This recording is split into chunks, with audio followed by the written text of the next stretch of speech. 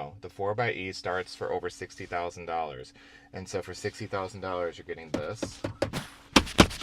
And, oh, did something just fall off? Hopefully not. And a lot of rattles and creaks. And then I will throw it and overlay in the video so you can hear just the coarseness of the engine. So that's like something that does come up in the comments a lot, is that the transition from hybrid, from electric to only driving mode to gas driving mode ends up being a little bit rough, and you can feel it.